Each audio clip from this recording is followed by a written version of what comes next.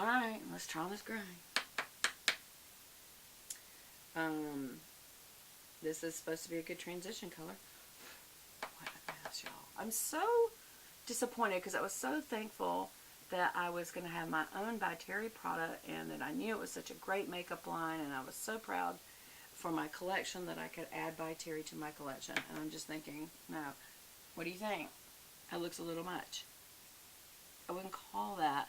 I mean, you could literally wear that for the day. And y'all know I like a little bit lighter so that I can use this as a transition color. But, you know, if you wanted, you could stop right here. You wouldn't need, I don't feel like I need this next color, but I'm going to do it just to have some depth, which I like to do.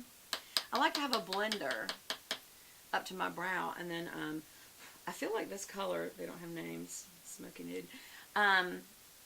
I feel like this is going to be extremely dark, so we'll just slightly roll a twist like that to make sure I get it all on there. That's serious fallout. Make sure I don't have any fallout on this. And put down on the outer side, because wherever you put down, see how they put the color down? Because it just comes right off the brush. And then you start blending, but always put it on the outer because you want the darkest color on the outside. Unless you're doing it inside outside and you're going to give that kind of, to me that's more of an evening look when you do that, by the way. And so I'm kind of rolling the brush to get what's extra off back there and then blending it forward, maybe a little bit up. Some people would do only a very sharp V. I like kind of a more smoked out V, which means it's just a little bit wider of a space. And again, we put down right there. We're going to do a little circle without lifting the tip of the brush, and that kind of concentrates the color as you see, but then you have to blend it back out. So again, I'm rolling this to get the rest off the brush back here, and I'm blending out where I've rolled. Just like a line, so it's making a V here, and then that's the other side of the V. V there, and that's the other side, but it's a blended V. I'm just not impressed. By Terry, I'm sorry if you never want to give me a record deal. I understand. I wouldn't want to give someone like me a record deal for your product either. Can y'all tell that I'm a singer? I think everything's a record deal. But any kind of contract to represent someone's product. I wouldn't be the one to represent this product for sure. Now I'm going to use what's left over to go through my brow because that is a very dark color.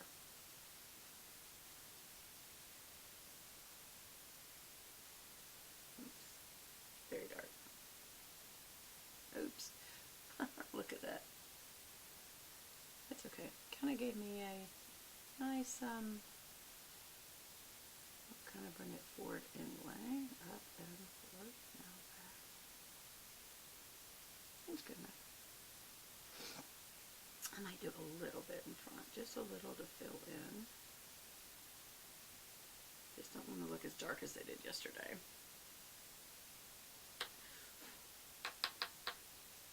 So the all that I'm using is I do the, I'm using this kind of blacky color, blackish gray, charcoal I would say, underneath the lash line. And then I'm going, stamping the upper lash line right into the lashes to kind of fill in any holes that might, you know, be there just from white skin. I don't know if you have black skin, brown skin, olive tone skin, if you would have that same issue, y'all. Y'all tell me. Because I know some of my subbies are all different kinds of women from different nations and color, women of color, different kinds of color. So I know if you're Asian, you're typically a little more olivey. People say yellow skinned. I don't find it to be yellow at all. My nail gal is from Cambodia, and she doesn't have a yellow undertone to her skin at all. Maybe it's just her particular region. I don't know. And also, as white as I am, people would say, you know, you have a blue undertone. I have almost more like a pink undertone, y'all, not blue. So, white people have variations, too. I'm really not impressed with this makeup. I would not use it again. I'm sending it back, y'all. I think even the I think I'm even not happy with the face palette. It's just the coverage. It's just weird. It's super powdery, but it's powdery pigmented so that you have to be so careful how you build it. It's too hard. I do not like it. But I am going to take my finger just to see how this does and try to put this on my lid.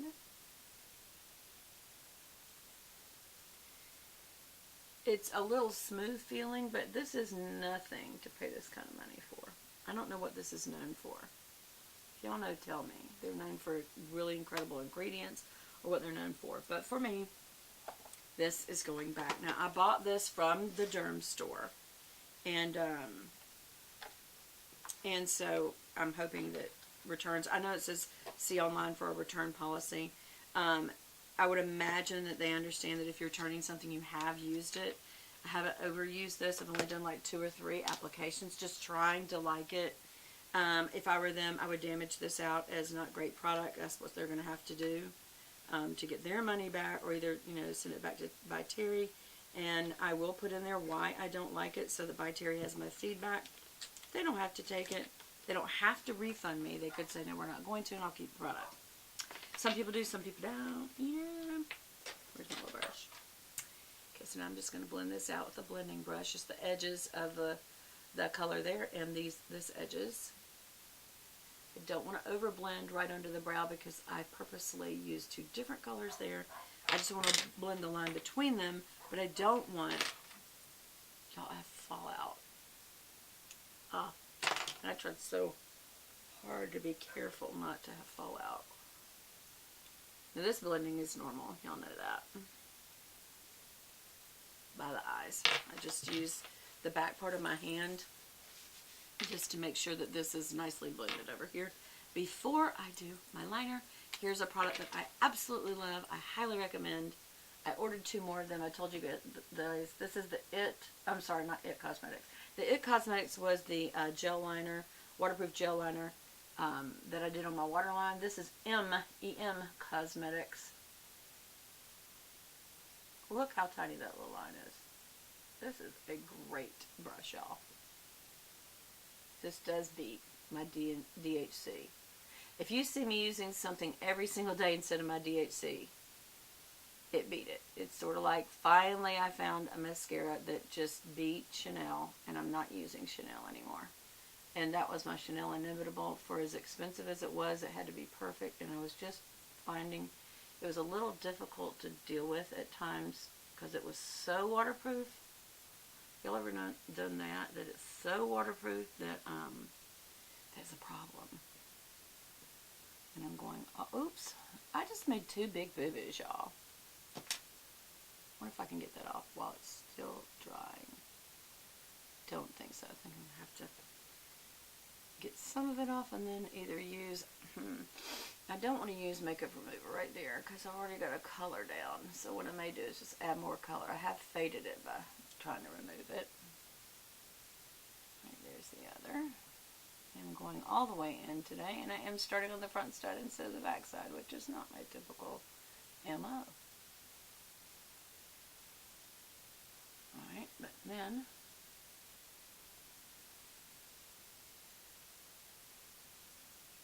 this little tip is so little that I can get the thinnest, absolutely thinnest line.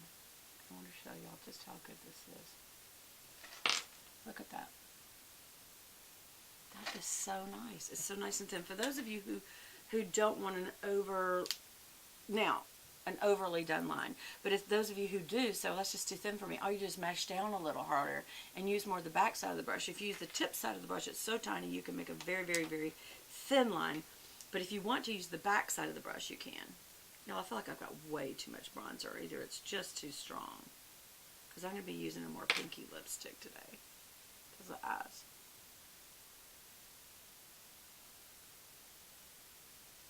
This is Chanel. I'm trying, but so far nothing has beat this for longevity. I put it on. I want to make sure it's right, that's for sure, because it's like paint. It's not really like paint. I'm just saying. This is not the time to talk.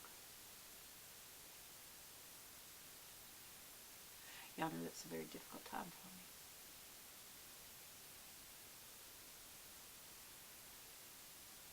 Is that right? Okay, so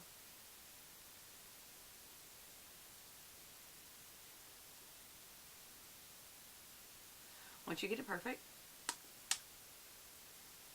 it should smooth out good.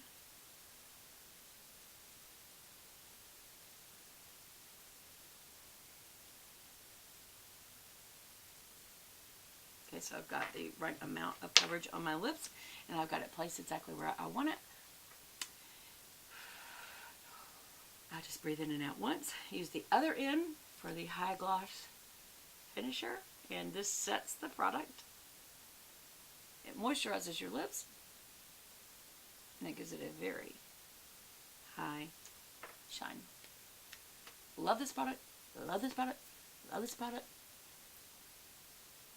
Love it. Okay, so now I am going to use my eyelash curler, and I don't know where we are on time. Where are we on time? I can't.